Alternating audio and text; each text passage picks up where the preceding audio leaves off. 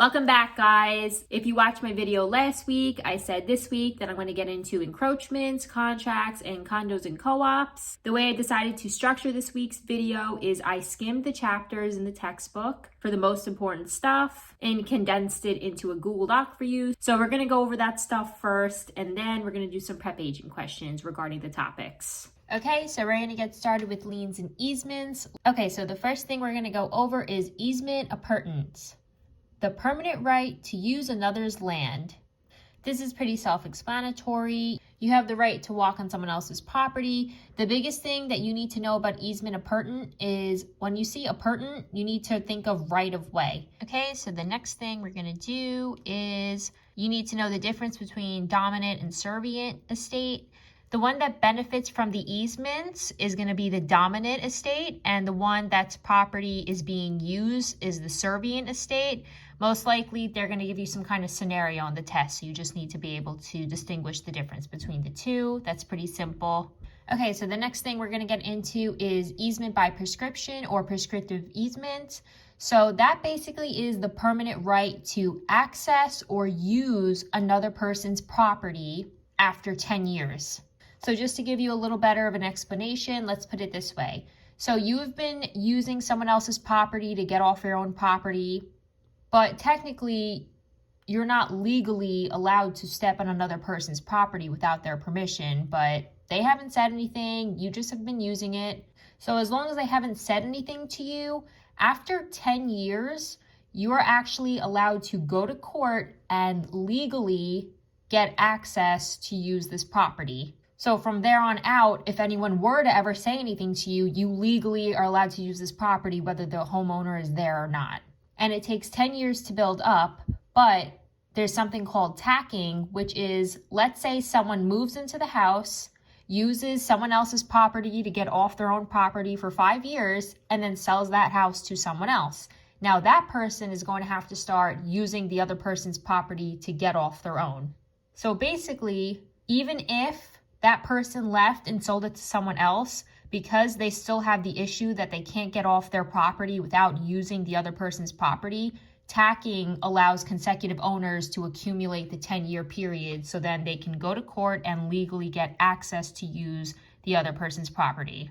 They would probably ask more about tacking than easement by prescription itself, but like I said, the test has thousands of questions they can ask from, so you want to be prepared for any.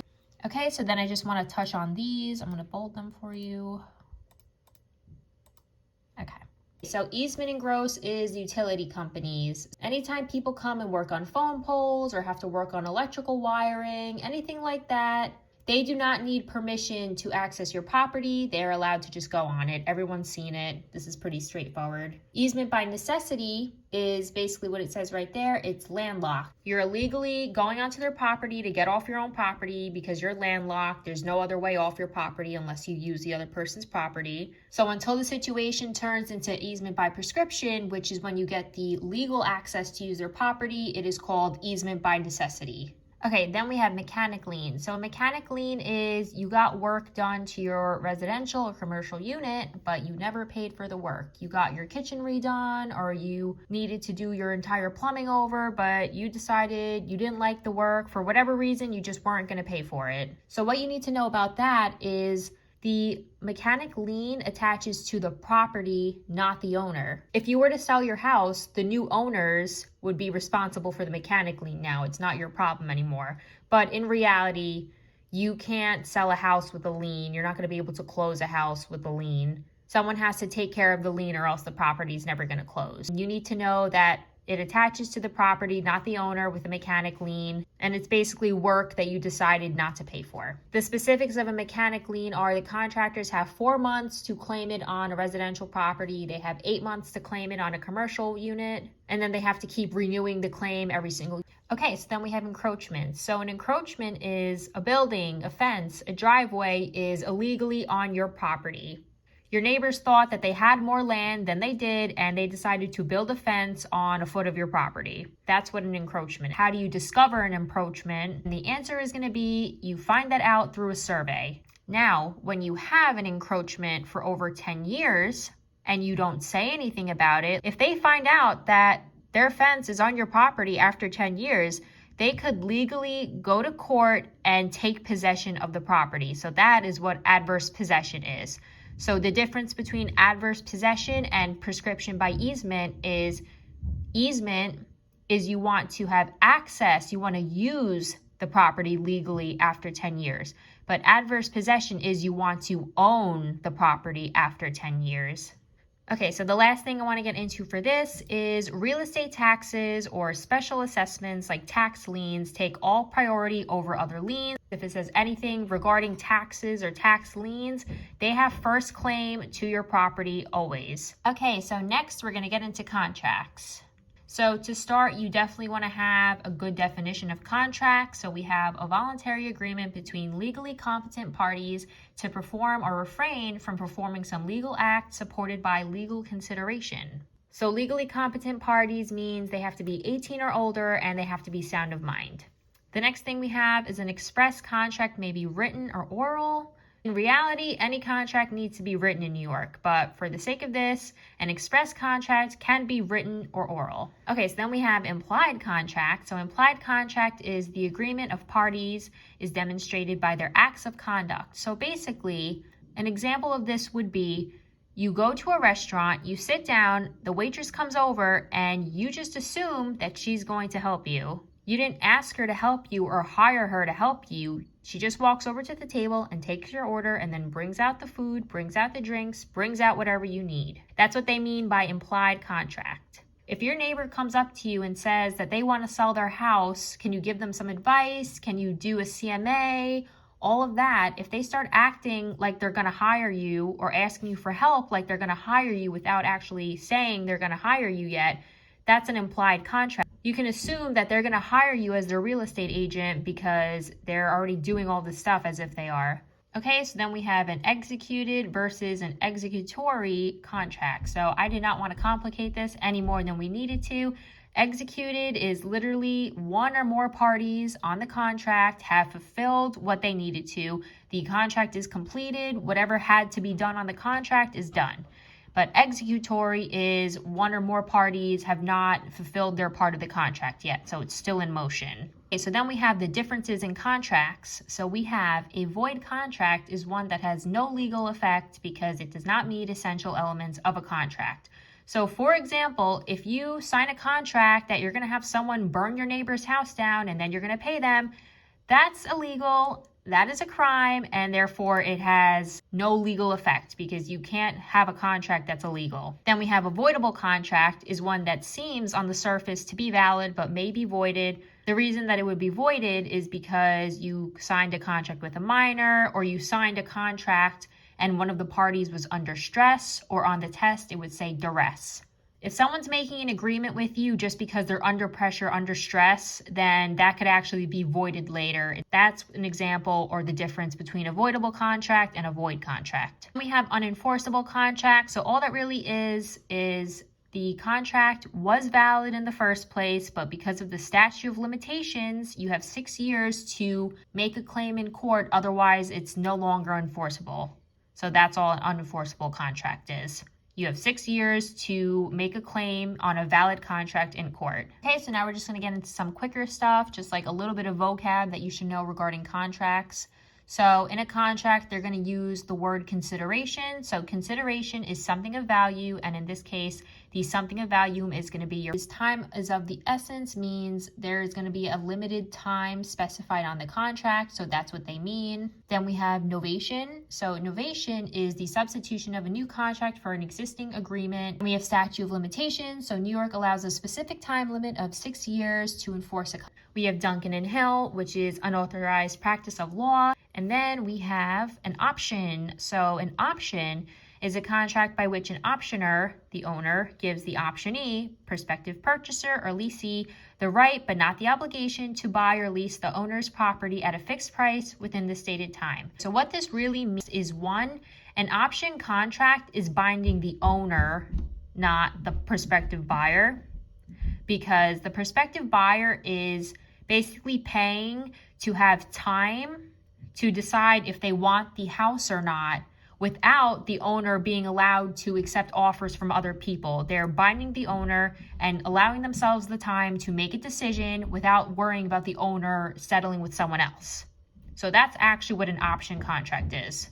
Okay, so lastly, we have a contract or a deed is only valid when it is delivered and accepted or delivered and signed. So that basically means that both parties or all parties have acknowledged the agreement, accepted it, and signed it.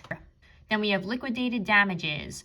So those are an amount of money agreed to in advance by a buyer and seller that will serve as total compensation if one party does not live up to the contract. So in this case, if you're a buyer and you give someone a deposit, you give a seller a deposit because you want to buy the house and you decide to change your mind, the seller is now allowed to keep your earnest money deposit as a liquidated damage because you didn't hold up your end of the bargain. And this is always agreed upon by the buyer and the seller in advance, so you know what's going to happen if you decide to go back on the deal. Okay, so the last thing I wanted to get into today before we do some questions is cooperatives versus condos. So when you have a cooperative, instead of having a deed, you're going to have shares or stocks in a corporation, and you're going to have a proprietary lease because you don't technically own it. So a proprietary lease, it gives you an occupancy agreement, or in other words, you have a right to live in or use a certain unit. The Condop 80-20 rule. So what that is no more than 20% of a cooperative's income was derived from non-shareholder or passive sources. So what this means is, one, I want you to note passive and non-shareholder are interchangeable. They're the same thing. Confused by that. So because these people have stocks to show their ownership in the cooperative, so when you have stocks, you're supposed to be increasing your money, right? Without really working, without really doing anything. It just grows on its own.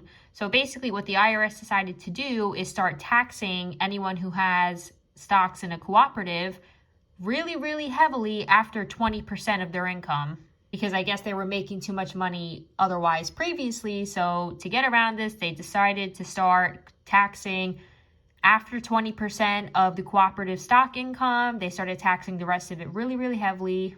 And I could go into more detail about that, but that's basically all you need to know. The 80-20 rule is the IRS decided to start taxing people who have stocks in a cooperative really, really heavily after 20% of their income. It may sound a little bit more confusing than it is, but basically all that is written right here is what you really need to know about it. So then we have an offering statement or plan. So that is a document created and issued by a sponsor that is either a process of converting a building or developing a new building. So they really just might ask, what is an offering statement or an offering plan? So it's basically a plan to build or develop a new building.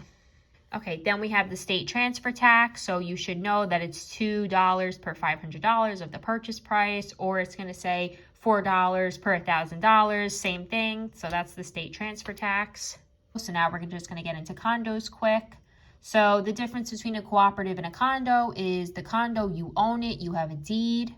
With that deed comes CCRs. So basically, because it's a condo and not your literal house, some restrictions could apply. For example, if you decide to sell your condo, you can't really put a for sale sign in front, or they may prohibit you at least from putting a for sale sign in the front, or most of the time they all have to look the same. So you're not really going to be allowed to paint the door bright red if you want to. So basically, if you see anything that's regarding CCRs, just know those are condo rules, and they're basically just restrictions. Condos could have some restrictions. It's not like complete freedom. Of intent question. So that's basically you hear or you see a plan that there's going to be new buildings, new condominiums, new units being built. So you can basically say your interest by reserving a unit in the construction. And lastly, you should know what a reserve is. That goes for condos and co-ops. But reserves are basically emergency money that you agree on beforehand. If all of a sudden your roof is caving in, or there's a big plumbing issue, anything like that, and it's going to cost thousands of dollars, where do they get the money from? They get money from reserves. Okay, so now it's time for some prep agent questions. Which of the following would not make a contract voidable? Okay, so that is going to be illegal purpose. And that is correct. Okay, so I just went over it in my notes, and now we're seeing a question about it, so that shows it's important.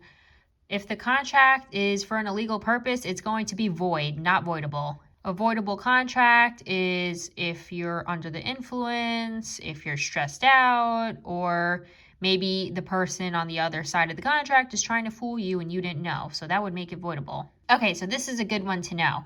A salesperson who prepares a written listing agreement with the seller is helping to create a contractual relationship between.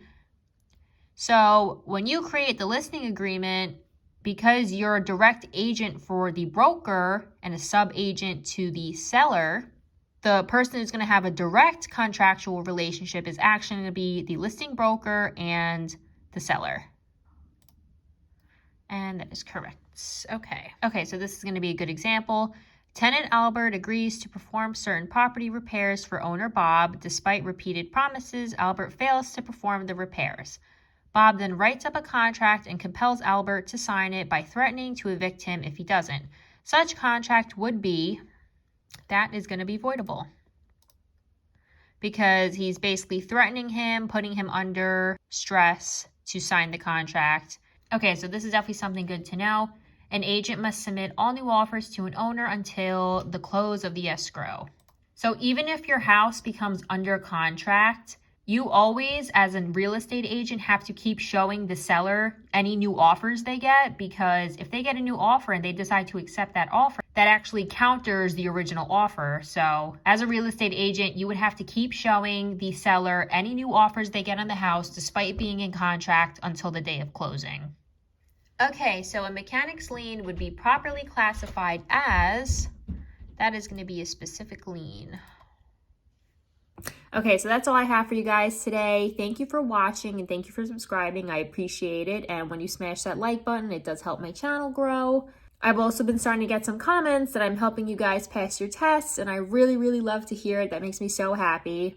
If there's any specific topics that you guys want me to go over, feel free to comment them in the comments. I'll make a video next week about it. And for the direction of this channel, I'm probably just going to turn it into my real estate journey. I'm going to be joining a brokerage soon. I am also thinking about dropping a video about how to pay quarterlies and other really helpful real estate agent tips. So please subscribe and follow along for more.